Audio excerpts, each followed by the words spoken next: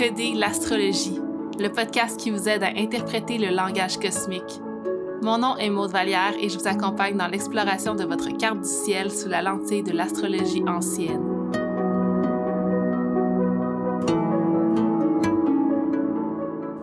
Allô et bienvenue à ce nouvel épisode de Décoder l'astrologie.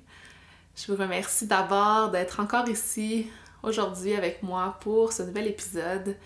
Et merci aussi pour vos nombreuses écoutes du dernier épisode avec Farah sur le signe de la Vierge. Je pense que ça a été un épisode qui a été super apprécié.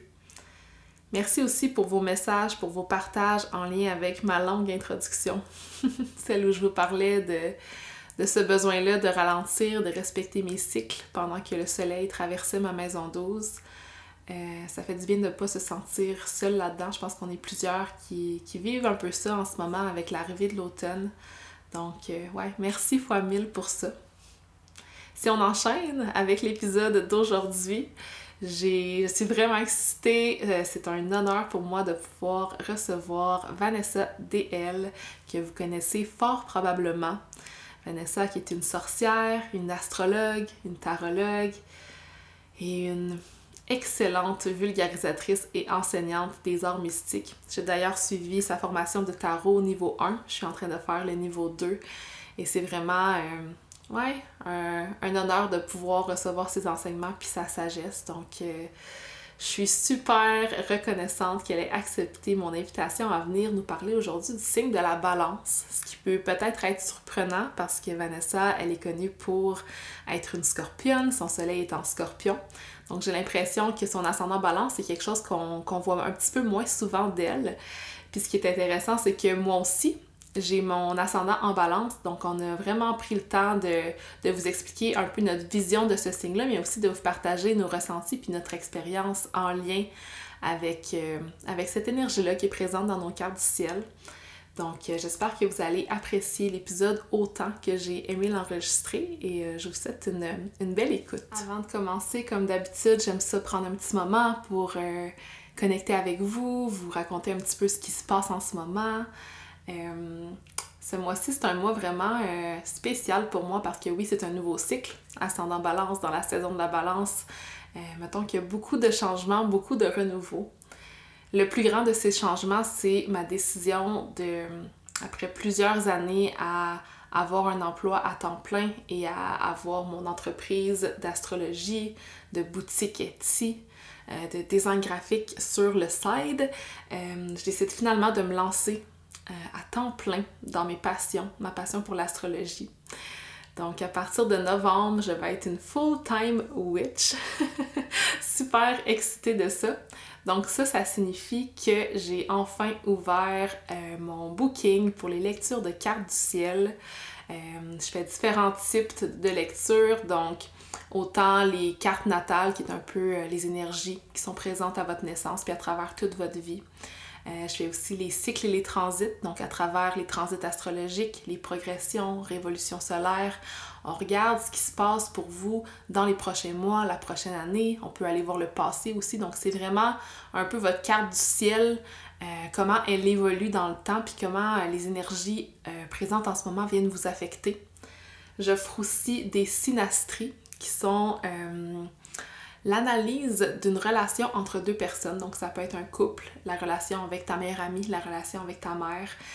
Le but, c'est vraiment de superposer les deux cartes du ciel pour voir où est-ce que les personnes se rejoignent et où est-ce qu'elles diffèrent, c'est quoi leurs affinités, c'est quoi leurs défis, puis comment elles entrent un peu en symbiose dans le monde. Donc, ça aussi, c'est super le fun à faire. Puis finalement, j'offre également des cours privés, donc du mentorat, dans lequel je vous rencontre individuellement, puis à partir de votre niveau de connaissance en astrologie, on peut apprendre différents sujets ensemble. Donc j'ai vraiment une approche très intuitive avec tout ça qui est vraiment fondée sur vos besoins. D'ailleurs, la première rencontre est gratuite. Donc si vous voulez avoir plus d'informations, vous pouvez aller voir tout ça sur mon site web maudevallière.com. Sinon, plein de belles choses à venir avec Connexion Cosmique. Si vous ne connaissez pas Connexion Cosmique, c'est une communauté mystique que j'ai fondée avec ma belle amie et partenaire Marianne. Ça se présente sous forme d'abonnement mensuel de 25 par mois. Et à tous les mois, vous avez un atelier d'astrologie sur différents sujets. On a vu les nœuds lunaires, on a vu Chiron, on a vu les transits dans la carte du ciel, on a vu l'astéroïde Vesta, donc il y a plein de choses. On a également un cercle de lune à tous les mois dans lequel on se dépose dans les énergies astrologiques du moment, dans lequel on prend le temps d'échanger entre femmes, entre personnes de la communauté. On a aussi un invité qui vient nous parler tous les mois. D'ailleurs, ce samedi 15 octobre, on reçoit Emmanuel Denis Filion qui va venir nous parler du cycle menstruel et de la puissance des femmes, donc à ne pas manquer. Ensuite, on a aussi des tirages de tarot via notre groupe Facebook. Groupe Facebook dans lequel on prend le temps d'échanger justement entre sorcières. Vraiment, c'est une communauté de plus d'une 50aine de femmes et c'est vraiment des liens forts qui se tissent parce que parfois dans notre vie, j'ai l'impression qu'on a la difficulté à partager justement cet intérêt-là pour l'astrologie, pour le mystique. Puis là, c'est toutes des personnes qui sont alignées avec ça, donc c'est vraiment un très bel espace. Nos prochains ateliers qui s'en viennent, c'est une série d'ateliers pour interpréter, sa carte du ciel à travers les différentes sphères de sa vie. Donc, on va avoir un atelier sur le travail et la carrière, un atelier sur les relations amoureuses, un atelier sur la famille et la relation aux enfants, donc la famille d'origine, notre relation avec nos enfants, et finalement un atelier sur l'amitié et les cercles sociaux. Donc, on va vraiment voir différentes thématiques à travers l'interprétation de nos cartes du ciel. C'est un atelier par mois, donc il y en a un en octobre, il y en a un en novembre, il y en a un en janvier et il y en a un en février. Pour plus d'informations, vous pouvez aller voir tout ça sur leconnexioncosmique.com. Alors voilà, c'est tout pour les petites annonces du jour. Donc c'est avec un grand plaisir et beaucoup d'excitation que je vous laisse sur l'épisode avec Vanessa sur le signe de la Balance. Allô Vanessa, bienvenue au podcast Décoder l'astrologie. Comment tu vas aujourd'hui? Ça va super bien. Oui, ça va super bien. Je viens d'aller prendre une petite marche pour me clairer l'esprit puis arriver bien détendue puis bien groundée pour parler avec toi du signe de la Balance. Du signe de la Balance. C'est super le fun que tu sois là. Merci d'avoir accepté mon invitation. Je suis totalement certaine que tout le monde te connaît ici sur le podcast, mais as-tu envie de te présenter un instant, peut-être nous parler de ce placement-là que tu as dans ta carte du ciel aussi, puis te décrire un peu ce que tu fais? Bonjour tout le monde, mon nom c'est Vanessa. Dans le fond, je fais du tarot, de l'astrologie, j'enseigne le yoga, un paquet d'affaires comme pas mal d'entre nous dans cette sphère-là. Je suis Scorpion, lune en Cancer, avec un ascendant Balance. Donc, je pense que mon ascendant Balance me tempère énormément. Je suis très reconnaissante de l'avoir dans ma carte du ciel, en fait. Puis, ouais, c'est ça, je suis excitée de parler de ce signe-là avec vous, de plonger un peu plus dedans, surtout qu'au moment où est-ce qu'on se parle, il s'en vient, le signe de la Balance. Tranquillement, pas vite, la saison de la Balance s'en vient pour nous. Fait qu'on dirait que ça me met dans le bain un petit peu, là. Ouais, puis je trouvais ça super intéressant de te recevoir toi parce que j'ai mon ascendant Balance, t'as ton ascendant Balance, puis on va pouvoir un peu voir comment ça se présente dans nos vies de façon différente. Puis tu sais, je sais que toi, t'es plus dans l'astrologie évolutive, moi j'explore plus l'astrologie traditionnelle, fait que je serais vraiment intéressée en commençant de savoir comment ce placement-là se présente pour toi. C'est quoi l'ascendant pour toi, puis comment ça se présente dans ta personnalité, dans ta vie? C'est sûr que l'ascendant de prime abord, c'est drôle que je dise ça, mais c'est ce qu'on voit de prime abord. C'est vraiment, en anglais, c'est, pas en anglais, mais OK, je vais reprendre ma phrase, c'est comme, c'est le signe qui se levait à l'est au moment de la naissance, l'ascendant, n'est-ce pas? Donc, en anglais, on dit « it's how you dawn on people ». C'est vraiment l'impression que tu laisses aux gens. Mais je pense que c'est beaucoup plus que ça. Étant aussi dans la maison 1, il y a vraiment cette idée-là de l'ascendant comme étant comment on se présente, comment est-ce qu'on se centralise en quelque sorte pour se présenter au monde. Puis je le vois aussi comme un filtre à travers lequel on incarne notre carte du ciel en quelque sorte.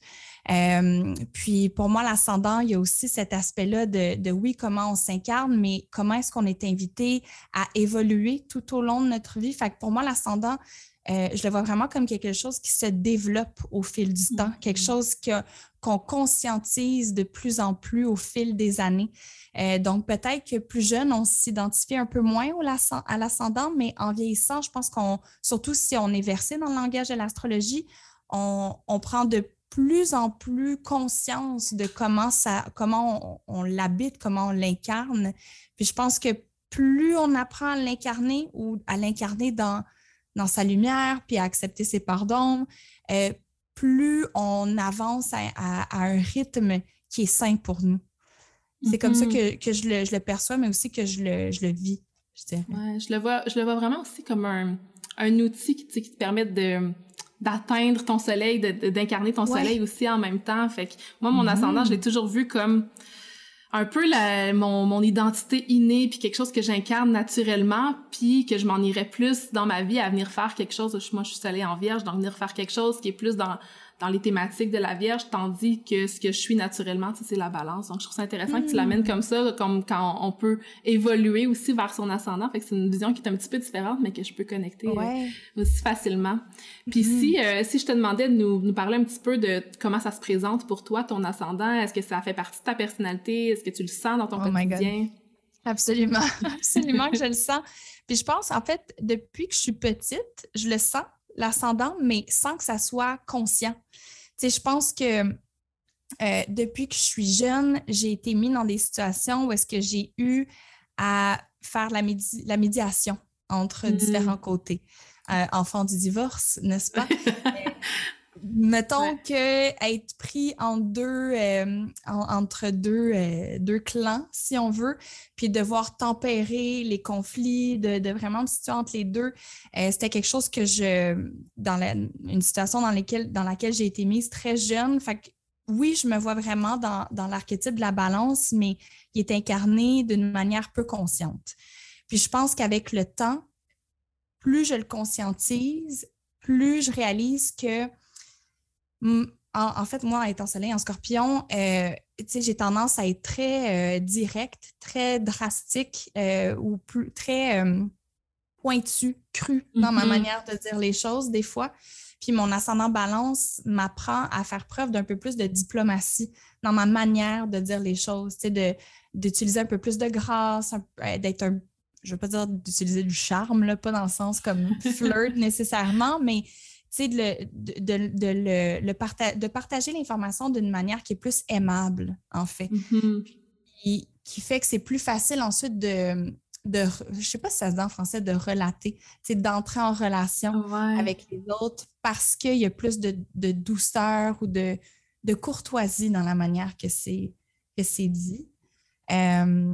Puis un autre truc aussi, que je pense que surtout ma famille, mes amis verraient beaucoup mon côté balance là-dedans. Bon, étant Scorpion, je suis très loyale dans la vie. Si t'es mon ami, que t'es en chicane, je prends ton bord, même si je devrais pas parce que ça me place dans des situations, ça fait partie de moi d'être de même. Puis, même si je suis de ton bord, mon ascendant balance va faire en sorte que si tu bitches contre une personne, je vais quand même te montrer l'autre côté de la médaille. Je vais quand même jouer l'avocat du diable. Puis des fois, mes amis ou ma famille n'aiment pas particulièrement ça parce qu'ils ont l'impression que je ne suis pas de leur bord, mais c'est juste ma manière de toujours viser vers une neutralité. C'est de toujours, pas toujours, mais d'essayer de me détacher un peu plus de l'émotion, de la passion, puis de voir les faits tels qu'elles sont pour peser le pour et le contre, puis montrer qu'il y a deux côtés de la médaille à chaque situation, tu sais. Fait que, oui, je peux être de ton bord, mais on peut-tu quand même dire que oui, tu as fait une face qui a fait en sorte que la personne a réagi, tu sais. C'est ça, c'est permettre à l'autre de voir d'autres perspectives puis de voir toutes les multiples possibilités. Je pense que c'est un peu ça aussi la balance de se voir les opposés puis de les intégrer en même temps sans nécessairement prendre position ou avoir une certaine opinion. Puis tu sais, tu parlais de l'ascendant comme étant comment tu te présentes dans le monde puis comment tu t'es décrit comme étant quelqu'un avec du tact, diplomate. Je trouve vraiment que c'est un peu l'énergie aussi que tu dégages puis aussi ton talent peut-être avec les mots.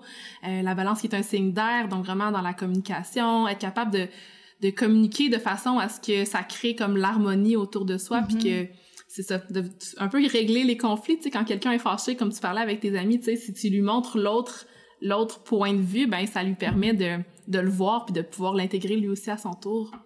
Ouais. Puis ça m'a pris du temps avant de réaliser que ça faisait partie de moi, ça, en fait. Fait que C'est drôle, très drôle. Ouais.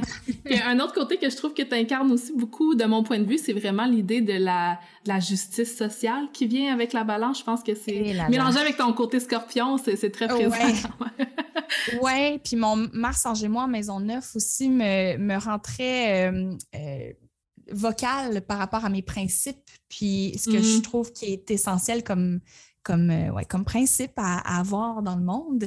Mais oui, définitivement, je suis extrêmement sensible à toute situation d'injustice, que ce soit dans le collectif ou que ce soit même dans des petites affaires du quotidien. Genre si, je sais pas, il y a une amie qui me paye le souper une journée, bien c'est sûr que la journée d'après ou que notre prochaine sortie ensemble, je vais vouloir lui rendre l'appareil. Puis pour moi, c'est juste une question de respect. C'est juste, je sais pas, on dirait que c'est ça qui me place dans un état de confort, on dirait, ou de bien-être. Tu sais, je me sens plus en recherche d'égalité, puis autant à travers même les tâches ménagères, je pense à moi, de vouloir que tout soit égal, qu'il y ait comme une cohésion dans tout ça. Puis je trouve ça le fun qu'on parle de la justice aussi, parce que ça me rappelle quand j'étais jeune, puis que c'était comme un running gag dans ma famille, que j'étais tout le temps, ça, ce n'est pas juste. C'est pas juste.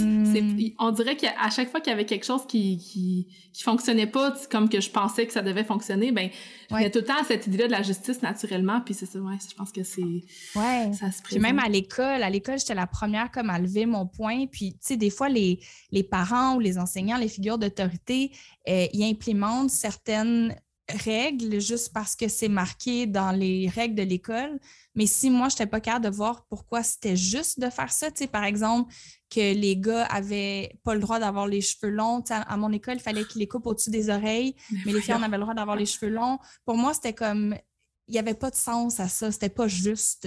C'était pas égal. Puis ça venait profondément me gosser. On va dire en bon québécois. Ah, j'adore. Merci pour ton partage de tes expériences. Peut-être qu'on pourrait entrer un peu plus dans l'énergie du signe, puis j'aimerais te demander si tu avais à décrire ce signe-là, qu'est-ce qui te viendrait en tête naturellement en premier? C'est quoi la balance pour toi?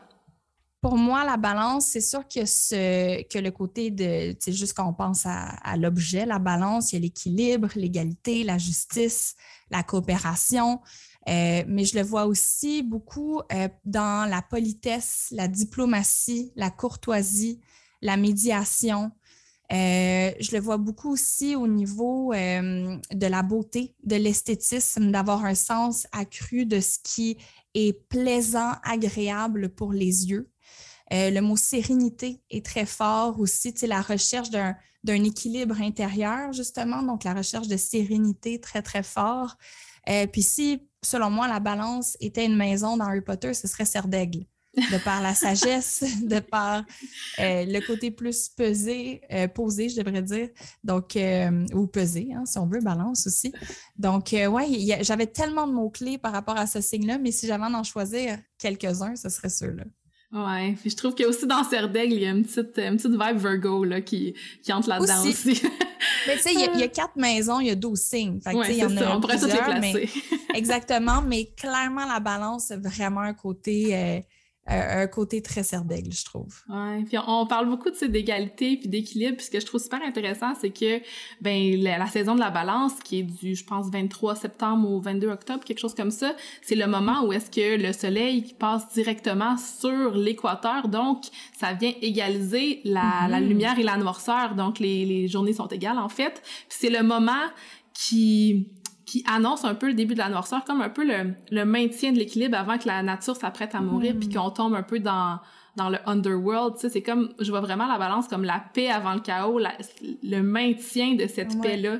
Puis tu sais, on voit aussi la saison de la Vierge comme la saison du moment où est-ce qu'on récolte, l'abondance des récoltes, mais je trouve que si on pense à la Vierge, bon, c'est le moment de la grande labeur, on travaille fort pour avoir les récoltes, et la balance, c'est le moment où est-ce qu'on partage ces récoltes-là avec les autres, puis qu'on vient justement créer des connexions, passer des moments ensemble, tu sais, on pense aux événements comme l'Action de grâce, par exemple, c'est le moment où les gens se rassemblent, fait que pour la saison de la balance, ça ressemble pas mal à ça. Puis t'as nommé quelques mots aussi en lien avec la beauté, l'esthétisme, puis tout ça, fait que c'est important de mentionner que la balance est gouvernée par Vénus. Oui. Comment Vénus influence le signe de la balance, selon toi? Ben, j'ai beaucoup réfléchi à la question, puis, tu sais, quand je pense à Vénus, il faut nommer que Vénus est gouvernée par deux, voyons, oui, c'est ça. Il y a deux signes qui sont associés à Vénus, on va dire ça comme ça. Oui. Il y a le taureau et la balance. Quand je pense à Vénus en taureau, c'est plus l'idée que la beauté est une fin. Tandis que quand c'est Vénus en balance, la beauté est un moyen. Donc, la beauté, l'esthétisme devient le moyen d'atteindre un équilibre intérieur, une paix intérieure, une sérénité. Fait que c'est vraiment, vraiment l'idée de, tu sais, dans le taureau, Vénus, là, quand tu vois un raisin, tu as envie d'y goûter, tu veux le consommer. Mais un beau raisin juteux, là, on s'entend si on aime les raisins, le chocolat ou peu importe. Mais dans la balance, c'est l'idée d'une œuvre que tu regardes dans un musée qui te coupe le souffle par sa beauté, mais tu ne peux pas y toucher. Tu sais, il y a quelque chose il y a un détachement, il y a quelque chose de loin de toi. C'est comme une beauté inatteignable, en quelque sorte, quand on parle de Vénus. Donc, ouais, c'est la beauté d'un coucher de soleil. Fait que c'est ce qui... Puis, tu sais, il faut dire que ce qui est magnifique ou ce qu'on trouve magnifique, on n'a pas les mêmes critères de beauté non plus, mais c'est ce qui nous place dans un état de « ah ». Tu sais, de « oh, wow, mais c'est tellement magnifique, ça nous coupe le souffle, c'est ce qui rend la vie agréable en quelque sorte, tu sais. Donc, Vénus, ce côté-là vraiment surtout en balance, de oui, observation des patterns relationnels, on s'entend. Vénus qui est la planète des relations, de l'amour, de l'attirance, de la beauté, mais aussi l'acte de relater, d'entrer en relation, puis tout ce qui vient avec, tu sais. Donc, ouais, Vénus. Ouais, c'est vraiment intéressant. J'aime ça la différence que tu fais avec le taureau puis la balance, justement, ça me donne l'impression que Vénus, quand il se présente dans le signe du taureau, c'est plus dans le corps, tandis que avec la balance, qui est un signe d'air, c'est plus au niveau de l'idée de la beauté, l'idée de l'esthétisme, puis les choses que tu vois avec tes yeux puis que tu processes dans ton mental après ça. Fait que, ouais, puis ce que j'aime aussi, ce que je vois dans la planète Vénus, c'est vraiment aussi l'idée de l'union, tu sais, unir les choses, harmoniser. Ouais. Là où Mars sépare, Vénus vient unir, puis c'est comme un besoin pour la balance d'entrer en relation puis de s'unir avec les autres ou d'unir les belles choses ensemble, d'unir les personnes autour de soi, parce que oui, la balance recherche à créer des relations elle-même avec les autres, mais aussi créer des relations entre les autres. Je vois vraiment la balance comme quelqu'un qui rassemble puis qui a envie que l'harmonie soit créée dans une pièce, dans un environnement. Donc, ouais. Ouais, puis même quand on parle d'un point de vue comme politique, si on veut, là, la démocratie, pour moi, c'est quelque chose d'extrêmement vénusien. Tu sais, c'est de se dire, on a toutes des divergences d'opinion, on ne voit pas nécessairement la vie de la même manière, sauf qu'on est capable de quand même en discuter, de trouver une harmonie là-dedans, puis de faire des choix pour le bien-être de chacun, tu sais. Fait qu'il y a cette idée-là d'acceptation des paradoxes, puis d'être capable de se retrouver à travers ça quand même, plutôt que d'entrer en conflit ou d'entrer en guerre comme le ferait Mars, tu sais. Mars voudrait qu'on rentre en guerre pour comme décider c'est qui le gagnant. Vénus veut essayer de trouver des points d'entente pour harmoniser le tout, puis trouver justement une solution à la divergence d'opinion. La paix versus la guerre, moi j'aime vraiment cette idée-là aussi. Puis je trouve ça intéressant que tu me parles de diplomatie puis de politique, parce que un truc qu'on parle pas souvent, c'est le fait que la balance, Saturne est exalté en balance, donc sa planète d'exaltation, c'est Saturne. Donc Saturne qui est une planète, c'est ordonnée, qui est dans les structures. Donc je vois vraiment à travers l'exaltation de Saturne en balance comme une genre d'esthétisme ordonné ou une beauté élégante, tu sais. Il y a différentes façons de présenter cette beauté-là, comme tu disais un petit peu plus tôt, mais quand qu'on l'associe avec l'énergie de Saturne, il y a vraiment cette idée-là d'être vraiment, c'est ça, structuré, ancré. Oui, puis moi, je trouve que de penser que Saturne est exalté en balance, il y a comme un rappel très, très sobre, en fait, qui va vraiment en opposition avec comment on s'est fait enseigner l'amour et les relations. Tu sais, quand on pense à amour, on pense en passion, vivre des trucs, les papillons dans le ventre, nanana. Mais Saturne nous rappelle qu'en fait, non, les relations, c'est du travail. Ça prend de l'effort pour harmoniser nos liens. Ça prend de la patience. Ça prend, plutôt que de laisser aller nos passions, il faut faut les gérer un petit peu, nos passions, tu sais, puis penser sur le long terme pour une durabilité de relation. Fait que pour moi, c'était même quand j'ai replongé dans mes ressources puis que je lisais ça, j'étais comme « Ah oui, Vanessa, c'est vrai, hein, c'est important. » Ouais, Malou dans Lyon, elle comprend pas tout le temps ça, mais ça, c'est quelque chose que je dois intégrer, tu sais. Et puis aussi, la culture dans laquelle on a grandi, c'est tellement pas ça, mais même, tu sais, quand tu penses au mariage, qui est un thème super fort dans le signe de la balance, tu sais, aujourd'hui, le mariage est un rituel pour concrétiser un amour, tu sais. Mais dans le temps, c'était une entente entre deux parties. Tu sais, il y a quelque chose de très différent, l'idée du mariage, comment c'était jadis versus aujourd'hui. Fait que de voir encore le mariage comme une entente entre deux parties. Oui, il y a de l'amour, oui, il y a des papillons et tout ça, on l'espère, je vous le souhaite. Mais ça peut aller au-delà de ça. C'est l'idée d'un partenariat égal, basé sur quelque chose d'un petit peu moins sexy, mais de très durable, fort et groundé, là. C'est comme Vénus qui cherche l'union, Saturne qui cherche la structure, fait qu'on a comme une union structurée. Ouais, c'est super intéressant. Puis je trouve que ça défait un peu les stéréotypes qu'on a habituellement de la balance. Tu sais, on voit souvent rapidement en astrologie moderne, tu sais, en astropop même la balance décrit comme un peu fluffy, gentil, naïf, séductrice. C'est comme des thèmes qui sont quand même assez doux puis assez ancrés dans Vénus, mais faut pas oublier l'énergie d'air puis l'énergie yang, tu sais, aussi de la balance qui est très active, qui est aussi un signe cardinal, on l'a pas mentionné, donc c'est un signe qui va pas nécessairement être dans le féminin puis dans la réceptivité puis dans le yin puis toutes ces énergies-là, mais plus qui va prendre action pour créer des relations, initier les contacts sociaux, initier les connexions. Donc, est-ce que comment tu vois l'influence de la modalité cardinale sur le signe de la balance? Bien, comme tu l'as dit, il y a vraiment cette essence-là d'initiation, il y a comme un sens de l'urgence, une impatience aussi avec ce qui est avec l'ennui, avec l'inaction, tu sais. Fait que pour moi, dans le signe de la balance, c'est le pouvoir d'initier des relations qui sont justes. C'est pas juste des relations, c'est relations qui sont alignées, qui sont justes, qui sont aussi en cohérence avec ses valeurs. Puis je pense que le côté « il faut que ça bouge » un peu là, des cardinales, mais ça tombe beaucoup dans le volet relationnel pour la balance. Il faut que les relations, il faut qu'il y ait un travail constant, en fait, sur les relations pour justement que ça bouge puis que ça ne soit pas laissé à soi. Ouais, puis il y a aussi cette recherche d'égalité-là encore dans les relations, tu sais, puis je trouve ça super intéressant parce que quand je pense à moi-même, quand j'ai l'impression que soit je donne trop dans une relation ou que même quand je donne pas assez puis j'ai l'impression que la personne me donne trop, c'est comme si je ressentais un besoin de sortir de ça, de me détacher parce qu'il y avait pas justement cette énergie d'égalité-là. Là, Ah, tellement. Puis tu sais, quand tu penses juste à l'objet, la balance, là, de trouver l'équilibre sur une balance, c'est très difficile puis c'est même éphémère. Tu sais, c'est sensible une balance puis ça bouge beaucoup.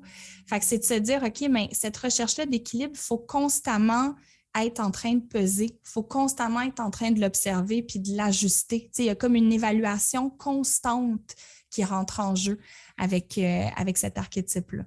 Ouais, j'adore l'image, je le vois vraiment parce que en étant justement cet ascendant-là, on dirait que je suis à la conquête ultime de cet équilibre-là puis que je le trouve jamais. C'est sûr que la vie, c'est des fluctuations, c'est des cycles, parfois elle est là, parfois elle est pas là, parfois elle est là dans certains secteurs, des fois non, tu sais, puis puis je vois à quel point ça peut être difficile. Puis je pense aussi que souvent, les personnes qui sont ascendant balance comme toi et moi, ben il y a aussi cette idée-là dans la carte du ciel que tout est des opposés. Si on veut associer, par exemple, les maisons au signe, t'arrives, t'as ta maison 2 en scorpion, tandis que la maison 2 est associée au taureau. Donc, il y a vraiment cette idée-là de toujours plein d'opposés. Ta vie va être remplie de contradictions. Ah ouais.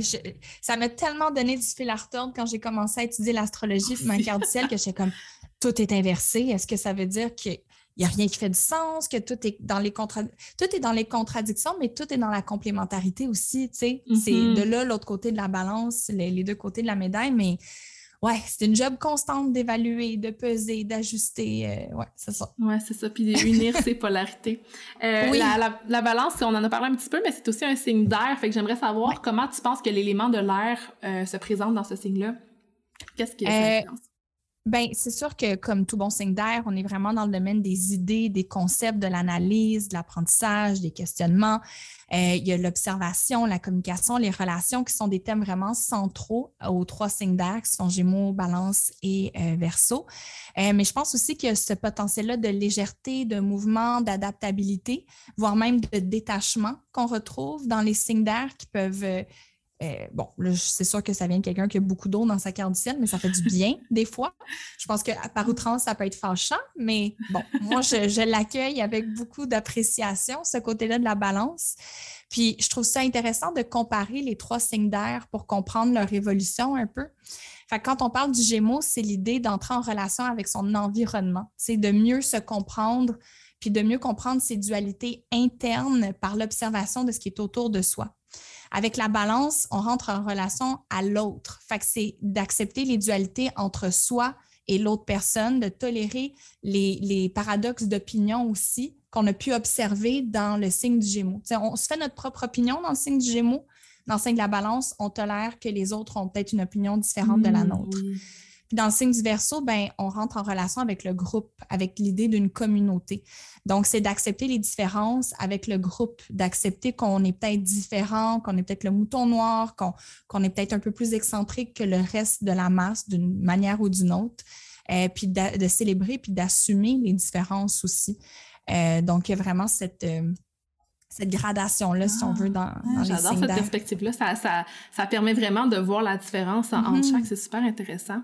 Puis, autre chose aussi en lien avec le signe de la balance, évidemment, si la balance est gouvernée par Vénus, bien, son signe de détriment, c'est Mars. Puis je trouve ça super intéressant parce que la signification, justement, de ce signe-là a été basée sur ces dignités-là de détriment, chute, exaltation, etc. Puis Mars, là où Mars veut s'affirmer, il y a un genre de clash avec la balance parce qu'elle a plus la difficulté à affirmer son individualité puis à prendre action, puis il y a une tendance aussi, tu sais, peut-être à vouloir éviter le conflit, plaire aux autres. Est-ce que c'est quelque chose que tu t'as rencontré toi dans ta vie? Est-ce que c'est quelque chose que tu vois beaucoup dans le signe de la balance ou c'est plus un stéréotype?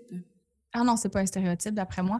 En tout cas, pas de la manière que je le vis. Le people pleasing est fort, là. Ouais, c'est fort, puis c'est difficile parce que c'est, tu sais, en bout de ligne, on peut se taper sur la tête puis dire, mon Dieu, je devrais pas être comme ça. Puis, tu sais, d'une part, on peut ramener ça aussi plus vers la psycho, que ça peut être un trauma response à tellement d'expériences vécues. Mais si on le ramène à la balance, je pense qu'il y a ce côté-là de toujours se voir dans le miroir de l'autre, puis que c'est difficile, en fait, de vraiment se regrouper complètement dans ses désirs, dans sa volonté, parce qu'on est tellement sensible, puis perceptible à ce que les autres nous renvoient. Tu sais, le miroir est incessant. Fait que de fermer les yeux sur le miroir, puis d'avoir un miroir interne, si on veut, ça demande un effort supplémentaire, je pense, tu sais. Puis comme tu dis, Mars en balance, il y a quelque chose de très contradictoire à ça, un peu comme se battre pour la paix, tu sais. C'est comme... Ça fait pas de sens, mais en même temps, des fois, c'est inévitable de le faire, malheureusement, tu sais, mais très paradoxal, en effet. Mais oui, people pleasing, la comparaison aussi, de dire, OK, bien ça, c'est moi dans mon... dans comment je veux m'assumer, dans mon audace, dans ma volonté, mais quand je vois en comparaison la manière qu'une autre personne s'assume, c'est comme, ah ben, ça me fait questionner sur, ah ben, c'est-tu vraiment ça que je voulais? Comme moi, là, l'exemple infernal, c'est au restaurant. Genre, je vais choisir quelque chose que je veux sur le menu. La personne va choisir ce qu'elle veut. Les plats arrivent, puis je me dis, attends, j'aurais dû prendre ce que l'autre a pris. Oui. Comme on dirait que j'ai vraiment de la misère à comme connecter avec mes désirs à moi, avec ce que je veux pour de vrai, parce que je suis tellement sensible à ce que les autres choisissent puis à ce que les autres font aussi, tu sais. C'est sûr, ça dépend des thèmes dans la vie, là, mais en général, ouais. Ouais, puis tu sais, tu parles de justement, c'est ça, se soucier un peu de l'opinion des autres, puis l'idée du désir, puis moi, je le vois aussi dans connaître sa propre vérité. J'ai l'impression qu'avec le signe de la balance, c'est facile d'être très influençable puis de recevoir différentes opinions, différents points de vue comme des vérités absolues puis de les intégrer à l'intérieur de soi comme les siens. Puis moi, ça a été vraiment très présent dans ma vie où est-ce que j'absorbais tout. Puis c'est rendu que je suis comme, bon, je le sais plus, je suis qui, tu sais, j'ai pas pris le temps de me former ma propre vérité puis de me connecter à ma propre individualité. Je suis comme un mélange de toutes les personnes qui m'entourent. Fait que c'est des efforts nécessaires. Oui, mais je te dirais qu'il y a comme un côté où est-ce que, pour moi, ma vérité est souvent extrêmement claire, comme mes opinions. Je suis peut-être un peu plus dure à influencer, sauf que de rencontrer une opinion contraire va toujours me faire douter. C'est plus le doute, en fait, qui, pour moi, est lourd. Fait que c'est de douter, de me questionner sur « Ah, mais attends, j'ai-tu raison? » Parce que je vois l'opinion de l'autre, puis je la comprends. Même si je ne suis pas d'accord, je comprends que ça peut exister. T'sais, fait que ça, le fait de comprendre, c'est difficile à tolérer et ça me fait douter. L'idée que, justement, les deux extrêmes les deux réalités peuvent cohabiter, je devrais dire. Il y a comme quelque chose de vraiment confrontant, des fois, à l'intérieur de moi-même. Ouais, je trouve ça intéressant que tu apportes justement cet aspect-là de compréhension de l'opinion des autres parce que je pense que c'est un des talents justement de la balance, d'être capable de voir l'expérience de l'autre puis de la comprendre. Puis tu sais, souvent il y a certaines personnes, certains signes même qui sont plus ancrés dans leur opinion puis que quand ils voient les perceptions des autres, c'est comme non, ce n'est pas ça, ça ne fonctionne pas, mais cette ouverture-là d'être capable de voir, je trouve que c'est bon, mais en même temps, c'est un couteau à double tranchant dans lequel, c'est ça, tu viens puis t'es comme, OK, je comprends, mais qui a raison maintenant, tu sais? Ben, tu sais, juste un exemple de même, là, on va dire l'idée de séparer l'œuvre de l'artiste. Grande fan d'Harry Potter ici, mais J.K. Rowling est une TERF. C'est une féministe anti-personne trans, là. Fait qu'une personne issue du féminisme et qui accepte pas ces personnes-là. Puis, autant que de mon côté, j'ai plus envie de l'encourager. Quand j'entends des gens dire « Oh non, on peut continuer de l'encourager, de la promouvoir quand même, nanana », je suis pas d'accord, mais il y a une partie de moi dans ma tête qui comprend. Mais il faut toujours que je me ramène à « OK, oui, mais la sécurité de ces personnes-là. » Tu sais, ça met en jeu l'intégrité physique de certaines personnes puis leur droit de vivre. C'est énorme. Fait que il y a un moment où est-ce que la balance arrive, puis là, je suis comme « Ah, je comprends, tu sais, je veux dire, je les envoie pas chier non plus, là, je les accepte là, comme être humain, mais ça me prend tout le temps un moment pour revenir à moi, dire « Non, je refuse cette opinion-là. » Tu sais, je veux dire, je comprends qu'elle existe, je l'accepte comme étant existante, mais je la repousse quand même parce que quand je reviens à moi, le côté un peu plus bélier, si on veut, de l'archétype, ça trouve pas résonance, tu sais. C'est ça, puis c'est comme si la justice puis l'intégrité prenaient le dessus sur l'harmonie, tu sais, à ce moment-là. Puis je pense que en tant que balance, c'est super important de pratiquer ça de plus en plus puis d'incarner justement cette énergie polaire-là du bélier à l'intérieur de soi pour pouvoir incarner sa balance de façon plus harmonieuse. Parce que si t'es toujours entre les deux, ben là, tu n'auras pas une bonne direction dans ta vie, tu sais, tu vas avoir plus de difficultés à faire ton chemin puis à te comprendre toi-même. Fait qu'on arrive sur le sujet. Dans mes épisodes, j'aime ça qu'on parle du signe et de son opposé polaire, donc la balance qui est opposée au bélier. Quelles sont les différences et les similarités que tu peux voir dans ces deux signes-là? Ben, c'est sûr que c'est l'axe du soi, si on veut, le soi versus l'autre. La construction de soi, de l'individu versus la construction de la relation. C'est deux signes cardinaux, donc vraiment cette essence-là d'initiation, de vouloir faire bouger les choses, le sens de l'urgence aussi, comme on en a parlé tantôt. Mais je pense que les deux signes, contrairement à ce qu'on peut penser, ce qu'ils ont en commun, c'est ce désir-là d'entrer en relation. C'est juste qu'ils ont une manière très différente de le faire. Fait que moi, je ne suis pas de celles qui pensent que le bélier est profondément égoïste puis qui se fout des autres puis tout ça. Au contraire, sa mission, c'est d'entrer en relation, mais d'être capable de rester dans son soi, dans la construction de qui il est, même dans la relation. On parle d'indépendance versus interdépendance, même si on s'entend que la balance, des fois, peut pencher un peu plus vers la codépendance. Mes impulsions, le bélier versus ma raison, la balance. Le feu, l'air. Oui, exactement. Puis, une des oppositions, si on veut, que je trouve vraiment forte avec cet axe-là, c'est le bélier comme étant le côté animal ou plus sauvage, plus instinctif, puis la balance comme étant plus raisonnée, voire même civilisée. Puis là, je dis pas ça d'une manière péjorative, mais c'est vraiment l'idée un peu, le bélier, on est dans la nature, c'est un peu la loi du plus fort qui l'emporte, tandis que dans la balance, on est plus dans la diplomatie, dans des ambassadeurs, si tu veux, qui discutent ensemble, très politically correct, pour son, tu sais, il y a du bon puis il y a du mauvais à ça. C'est ça, exactement. Dans les deux, il y a comme une part de lumière, une part d'ombre, puis ce que je trouve intéressant, c'est ça, c'est que le bélier est gouverné par Mars, puis on en parlait un petit peu plus tôt, c'est l'idée que Vénus unit, Mars sépare, donc j'ai vraiment l'impression, quand tu parles de l'individualité puis de la relation avec l'autre, c'est comme si le signe du bélier, il y avait toi et moi, on est ensemble, et avec la balance, il y a toi et moi, on est unis et on ne forme qu'un. Il y a ce désir-là de vraiment être très connecté avec l'autre, puis souvent, je l'ai vu dans les cartes du ciel de plusieurs personnes avec des placements très présents en balance, c'est que ce besoin-là d'être en relation, peut-être même d'avoir un partenaire de vie, puis de se mettre en relation facilement juste pour ne pas être seul, qui est un côté peut-être un petit peu plus d'ombre de la balance. Fait que c'est intéressant à observer. Puis si on pense aussi au bélier, on dirait qu'il y a cette énergie-là de compétition, il veut confronter, il veut gagner, tandis que la balance, elle, préfère ne pas gagner puis maintenir la paix. Puis je trouve que ça se présente beaucoup dans ma vie parce que souvent, quand j'ai l'impression que j'ai du succès ou que je réussis quelque chose, je vais pas nécessairement le montrer parce que je veux rester égale aux autres puis pas montrer une certaine compétition, une certaine supériorité. Fait que c'est super intéressant de voir comment ça se présente. C'est drôle parce que ma meilleure amie est balance puis je peux voir que balance est bélier. Je peux voir comme un peu la différence entre les deux, c'est ça. Ouais. Ben, c'est drôle, tu sais, quand tu parlais justement des relations, pour moi, idéalement, le couple balance idéal, ça serait comme deux béliers qui sont capables de relater ou d'entrer en relation en gardant vraiment leur sens de soi très fort. Puis d'être capable justement d'interagir, de coopérer. Puis c'est pas pour rien que le bélier, c'est le premier signe. Il y a une évolution jusqu'à l'arrivée dans le signe de la balance, tu sais.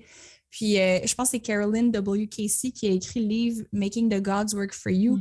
Elle disait les balances, c'est juste des béliers qui sont allés à l'école du charme. J'adore l'image, oui, totalement. C'est un peu ça, tu sais. Il y a aussi ce côté-là très détaché qu'on oublie à la balance. Tu sais, le signe de la balance, c'est le seul signe que le symbole est un objet et non pas quelque chose de vivant. Donc, vraiment, ce côté-là, tu sais, même quand tu penses à la justice, souvent, en tant que personne, on voit un crime être commis puis on se dit qu'on lui coupe la tête ou que moi, cette personne-là, là, je lui couperais les couilles ou n'importe quoi. Tu sais. Mais la justice, c'est tellement pas ça. Tu sais, c'est au contraire de laisser la personne aller en course, se défendre, montrer les deux côtés de la médaille, baser un jugement sur la raison et non pas sur la pulsion, sur l'instinct animal de vouloir avoir sa vengeance. Tu sais, il y a quelque chose de tellement plus regroupé, put together, puis moins basé justement sur les pulsions, tu sais. Oui, c'est ça. Puis je pense aussi que dans l'idée de vouloir créer l'harmonie, tu sais, puis de vouloir plaire, de la balance, il y a, oui, un souci des autres, mais je pense que ça ramène quand même à soi. Tu parlais de l'axe du soi. Je pense que si on a tendance à vouloir plaire aux autres, ben c'est pas pour les autres, c'est pour soi, pour qu'on se sente intègre à l'intérieur de soi, puis qu'on ait l'impression de dégager une image qui est belle encore avec l'énergie de Vénus. Fait que c'est... Ouais, puis aussi la manière que Steven Forrest, qui est mon prof de base, là, si on veut, en astrologie évolutive, lui, le terme qu'il associe à la balance, plus que beauté, plus que tout ce qu'on a nommé, c'est sérénité. C'est vraiment la recherche de sérénité, puis c'est pour ça qu'elle veut éviter les conflits, c'est pour ça qu'elle recherche la beauté, c'est pour, à l'intérieur de soi, venir résorber, si on veut, ou venir guérir la tension qu'elle sent à l'intérieur d'elle, elle a besoin de retrouver cette sérénité-là. Parce que l'astrologie évolutive est beaucoup basée sur l'idée des vies antérieures. Fait que c'est dire que dans des vies passées, on a peut-être vécu beaucoup de tensions, puis dans cette vie-ci, on a besoin de retrouver un sens de la sérénité en intégrant les paradoxes, en trouvant l'harmonie, en trouvant la paix, en s'entourant de beau, etc. Et de là pourquoi que la beauté est plus une fin est plus un moyen qu'une fin pour la balance. Oui, exactement. C'est plus l'idée de créer la beauté de différentes façons sans que ça soit très, très concret. Dans mes épisodes, j'aime aussi qu'on parle un peu de la transition entre la saison précédente. Donc, mon épisode de podcast précédent était la Vierge et maintenant, on va parler de la différence entre la Vierge et la Balance. Fait que souvent, je trouve que, par exemple, dans mes autres épisodes, on voyait vraiment un gros clash entre le Bélier, le Taureau. Il y a déjà une énergie qui est très, très différente, mais je trouve que la Vierge et la Balance, c'est peut-être que je suis biaisée parce que c'est comme les deux signes les plus importants dans ma carte du ciel, mais j'ai l'impression qu'il y a quelque chose qui se ressemble, puis je trouve qu'il y a plus de difficulté à voir les différences. Fait que comment tu verrais cette transition-là? Bien, de la manière que je le vois, je le ramène beaucoup au corps humain, en fait. Ça peut-être trouver ça drôle pas comme analogie, parce que ça fait partie aussi des associations astrologiques, mais le signe de la Vierge est associé au système digestif, n'est-ce pas? Donc, comme le signe de la Vierge et le système digestif, c'est l'idée de compartimentaliser. De dire, comme on le fait avec les récoltes aussi. Donc, on prend tout, on mange, tout est dans mon Dieu, on dirait que ma biologie vient de prendre le bord, entre dans l'intestin. L'estomac d'abord, l'intestin ensuite, je crois. Et à partir de ce moment-là, le système digestif, il peut compartimentaliser. Ça, j'en ai besoin, ça, je le garde, ça, je l'envoie dans les selles, n'est-ce pas, dans ce qui doit être expulsé. Mais il y a vraiment cette idée-là de compartimentaliser, de séparer, puis de dire ça, c'est bon, ça, c'est pas bon. Donc, de là, le côté aussi critique, le jugement de la Vierge. Puis avec le signe de la Balance, c'est associé au rein. Fait que c'est l'idée de... Puis ça, c'est quelque chose qu'on oublie avec la Balance, mais l'importance de discriminer, de laisser aller, parce que ce qu'on décide de garder, ce qui nous attire, ce qui est important pour nous, puis qui nous nourrit, on le garde, mais ça veut dire qu'on laisse aller plein d'autres choses aussi. Fait qu'on est beaucoup axé sur le côté de la Balance qui dit oui, qui veut rentrer en relation, qui aime quelque chose, qui dit toi, je valorise ce que tu représentes, je te veux dans ma vie, mais ça veut dire qu'elle dit non à plein d'autres choses aussi. Fait que l'importance de discriminer.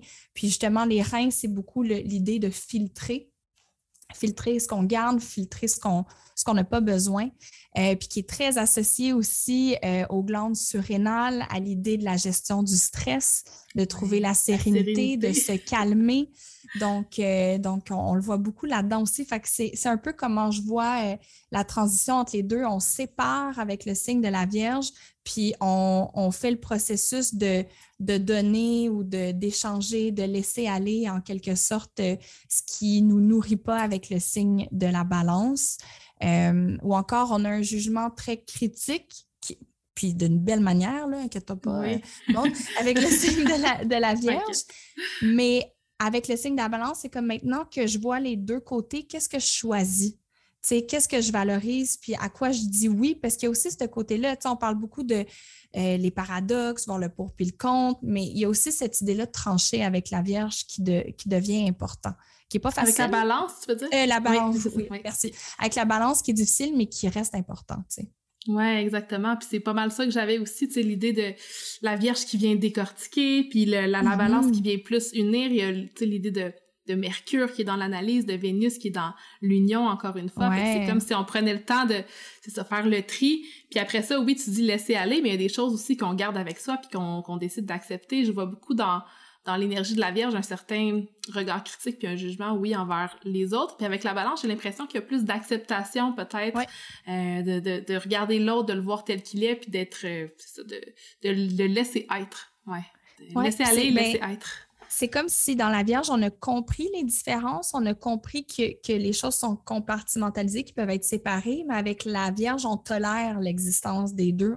Il y a moins le jugement, puis plus le « Ah ben oui, moi c'est ça, toi c'est ça », puis comme il n'y a pas vraiment de vérité, juste des opinions qui doivent être tolérées, tu sais. Puis en étant un signe de terre, le signe de la Vierge, j'ai l'impression qu'il il y a ce concept-là du réalisme, les choses qui sont concrètes, qui sont réelles, puis se fier là-dessus, tandis que en étant un signe d'air, la balance est beaucoup dans le monde des idées, l'idéalisme, donc vraiment l'idée du réalisme versus l'idéalisme. Puis s'il y a quelque chose qui, je pense, unit les deux signes ensemble, c'est la recherche d'équilibre de la balance, puis la recherche de perfection de la Vierge. Puis peut-être aussi l'idée d'être au service de l'autre pour différentes raisons, certaines peut-être pour se valoriser avec la balance. Donc vraiment être présent, être en support à l'autre. Puis il y a aussi tu sais, que tu me fais penser, le signe de la Vierge, c'est justement l'idée d'être de service, mais avec la balance, c'est comme on peut être de service l'un à l'autre. Tu sais, est-ce que ça peut être un service rendu aussi, tu sais, que oui, je t'aide, mais tu m'aides en retour. Fait qu'il y a comme un win-win un petit peu avec le signe de la balance, parce qu'à un moment donné, la Vierge, elle s'épuise, là. À donner tout le temps. N'est-ce pas? Un échange équitable, oui. Oh oui, je comprends ça. On a quand même nommé quelques mots-clés au début de l'épisode, mais j'aimerais qu'on revienne encore puis qu'on en nomme peut-être un petit peu plus, d'autres qui nous viennent, les mettre tout ensemble, faire un petit brainstorm de mots. Je fais ça avec mes invités, donc ça tente de commencer puis je vais compléter. Moi, j'en ai eu un. J'ai appris un mot, en fait, en faisant de la recherche. Le verbe tergiverser. Oh! Qui est l'idée, tergiverser. Fait que c'est l'idée un peu comme les politiciens font quand ils se font poser une question vraiment directe, puis que pour pas répondre à la question, ils vont genre trouver une manière de contourner, expliquer, montrer l'autre côté de la médaille, tu sais. Fait que ça, c'est très vierge, selon moi, dans sa manière d'éviter certaines choses, d'éviter peut-être la directitude, qui n'est pas un mot, là, on va l'inventer pour aujourd'hui. Mais fait que la balance tergiverse énormément, je crois. Ouais, c'est un très beau mot-clé pour aller avec la balance, puis je trouve ça super intéressant parce que je me vois totalement là-dedans d'être capable de, tu sais, juste répondre à dire non à quelqu'un avec tact, tu sais, de le transformer pour avoir l'air plus paisible, plus... Ou tu sais, juste ton ami te demande, puis tu l'aimes-tu, mon nouveau chum? Ah, mais je suis sûre que c'est une personne qui est remplie de ça, qui aime faire ça, tu sais, vraiment, il y a des beaux cheveux, tu sais, c'est comme... mais pas répondre à la question, tu sais. J'adore l'exemple. Sinon, il y a aussi l'idée de l'ambivalence. Je pense qu'on n'en a pas beaucoup parlé dans l'épisode, mais d'avoir de la difficulté à prendre des décisions. C'est souvent un stéréotype, justement, de la balance de chercher puis de pas trop savoir qu'est-ce qu'on veut nécessairement. Fait que, ambivalence. Puis je pense que dans le mot ambivalence, j'ai déjà entendu ça, que ça voulait dire que c'est comme les deux côtés de quelque chose, puis toujours voir, Oui, puis ça me fait penser, juste faire une petite parenthèse avec l'ambivalence, c'est quelque chose, bon, peut-être en tout cas, je sais pas si c'est le meilleur moment pour le dire, mais dans les défauts, justement, de la balance, pour moi, l'ambivalence de la balance, c'est pas nécessairement une difficulté à prendre une décision, c'est la difficulté à prendre une juste décision. Et quand on parlait justement de la difficulté à revenir à l'intérieur de soi, parce qu'on est tellement sensible au miroir que les autres nous renvoient, mais c'est est-ce que je suis capable de prendre des décisions dans lesquelles je m'habite puis je m'incarne dans cette décision-là, puis elle est vraiment alignée avec moi. T'sais, moi, c'est plus comme ça, parce que des fois, je suis capable de prendre des décisions rapides, mais est-ce qu'elles sont vraiment... est-ce que je suis intègre à moi-même dans ma décision, justement, tu sais?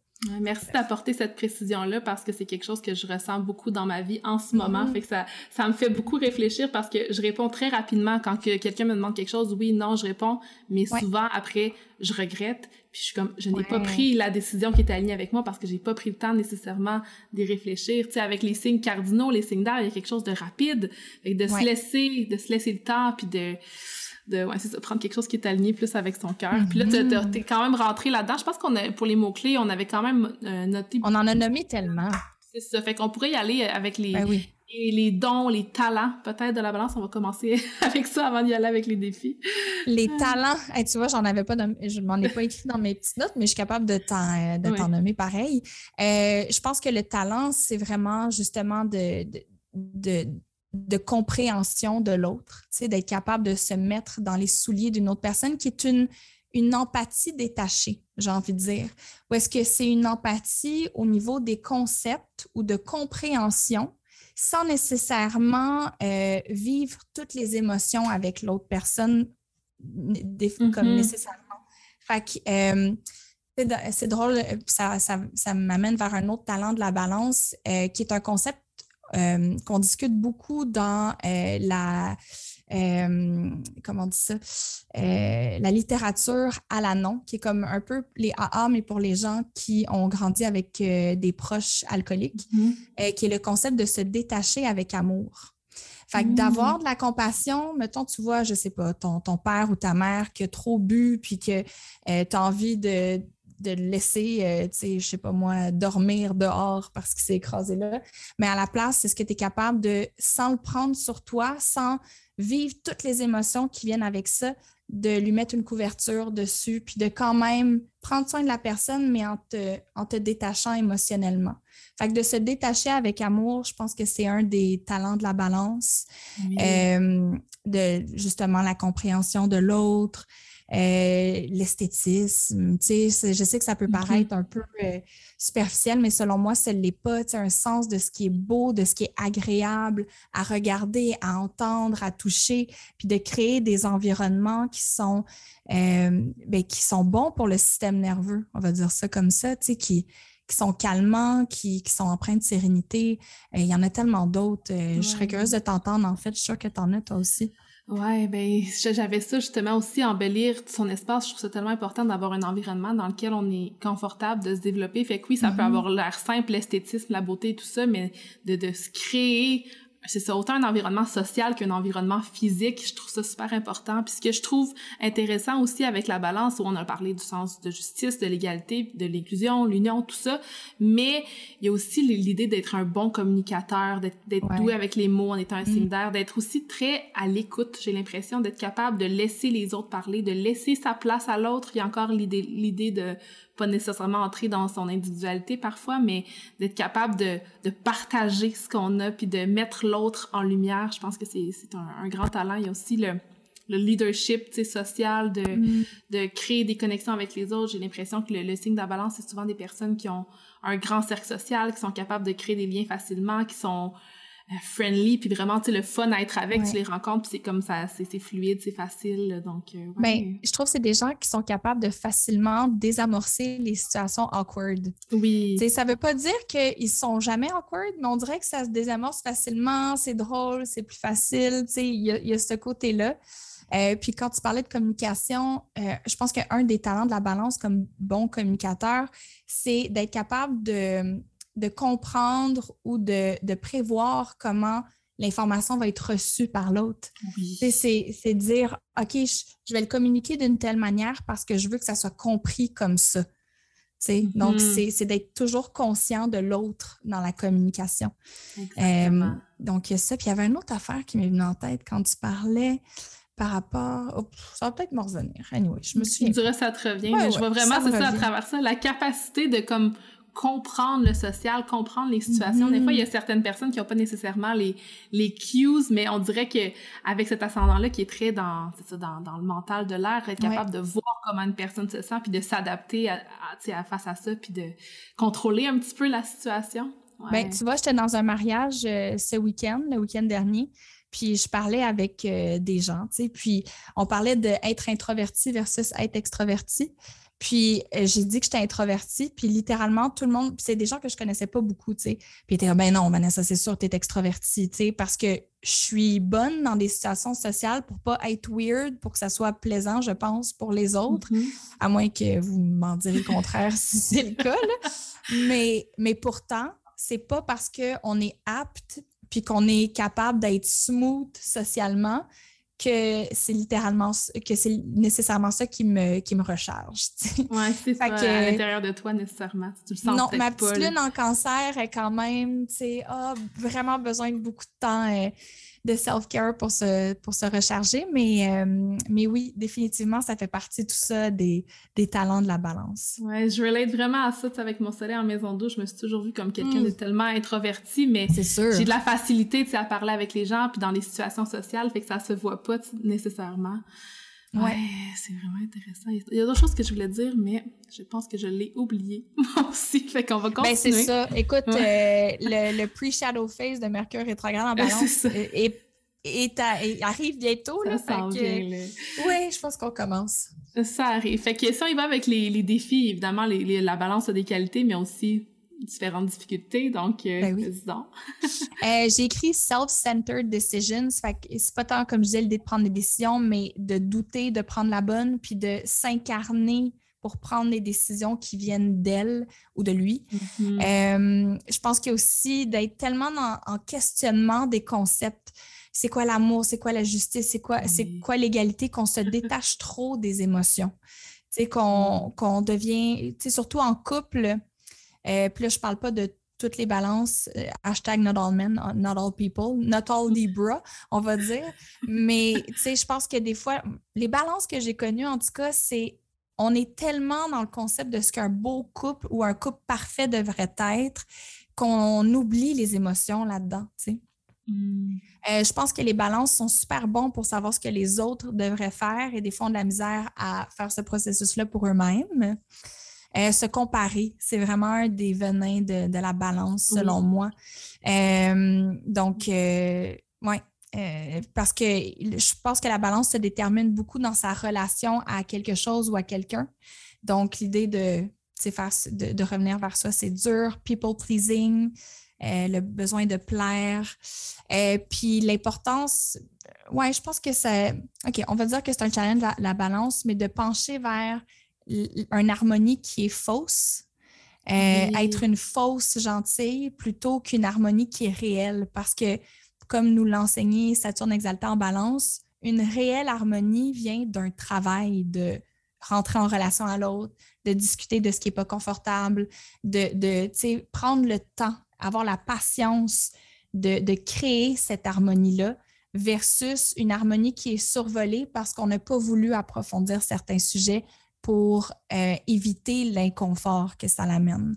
C'est ça, c'est les conflits, puis créer une façade de personnes gentilles, puis on me dit de jamais dire ça, fait que je m'ancre là-dedans, puis je montre pas nécessairement ma vraie nature, je montre vraiment, c'est ça, la façade que les autres veulent voir, en fait, de se faire influencer par les autres. Ouais, je pense que t'as pas mal tout nommé ce que j'avais pour les... Tu sais, ou dans un party de famille, t'as ton beau-frère qui est là, qui fait un commentaire sexiste, puis tu sais, à l'intérieur de toi, t'es comme « Ah, mon tabarnak! » Genre « Ah, t'aurais pas... » Comme ça me fait chier que t'aies dit ça. Mais pour pas qu'il y ait de chicane, t'es comme « Elle est bonne, c'est super drôle, tu sais. » Quand, en fait, maintenant, étant Scorpion, aimant dire les choses, mais ayant un ascendant Balance, maintenant, je sais comment répondre à ces situations-là dans la vie. Avec tact.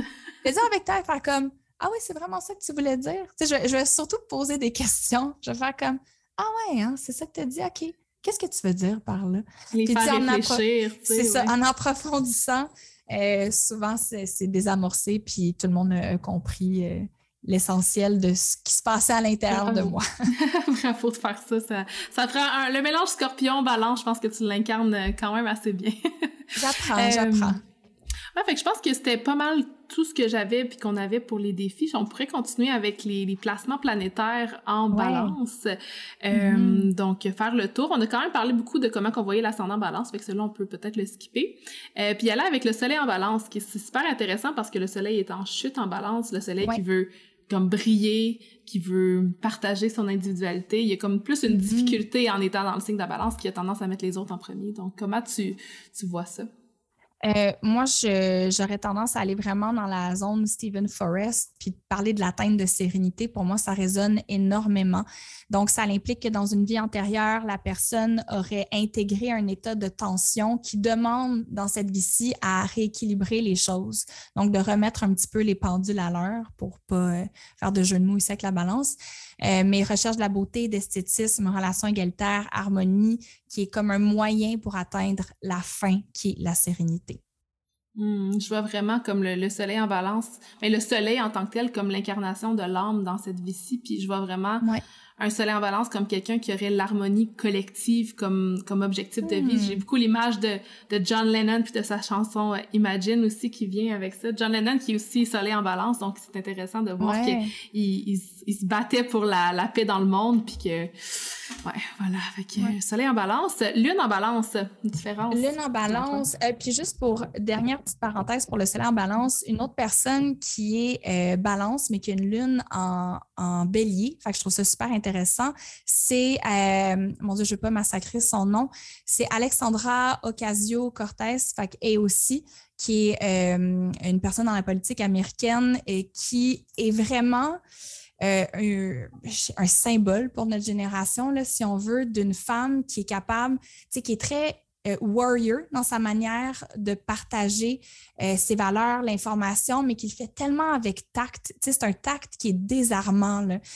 Puis pour la justice sociale, donc je trouvais que c'est aussi un super bon exemple. Mais oui, poursuivons avec la lune. Lune en balance. Pour moi, la lune, c'est vraiment les besoins de l'âme, un peu comme la base de la pyramide de Maslow astrologique en termes de besoins.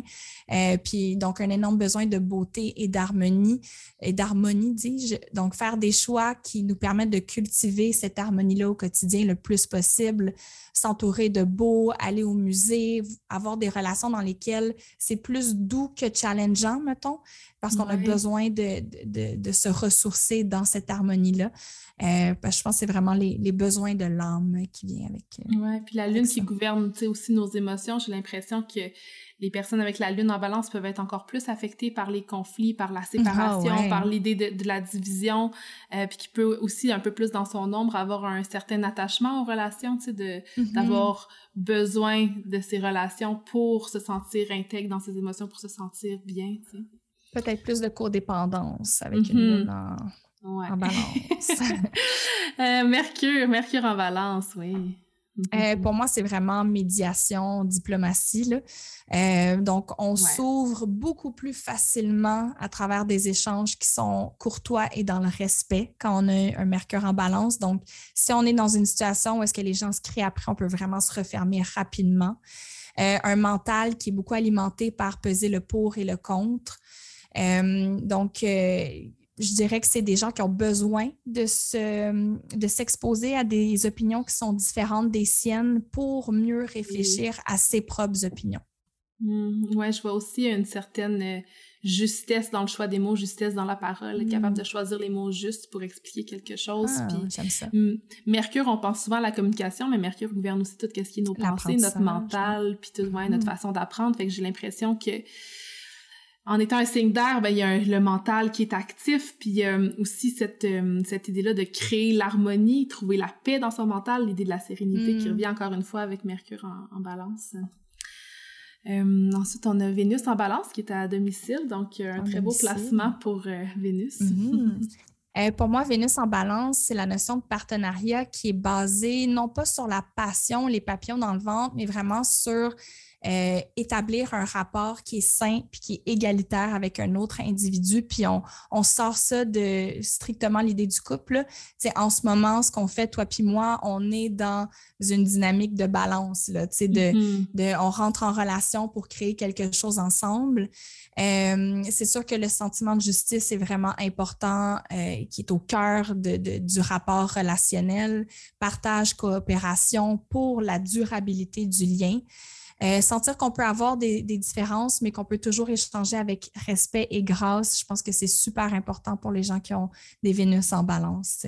Puis encore l'idée qui venait aussi avec la Lune, un peu d'avoir ce besoin-là d'être en relation, de rechercher l'harmonie à travers ces relations, puis d'intégrer toutes les qualités de Vénus puis de la balance dans ces relations. Oui, très idéaliste aussi, très romantique, puis très genre, je me fais l'idée du couple parfait qui peut être difficile à atteindre un petit peu. Là. Oui, exactement.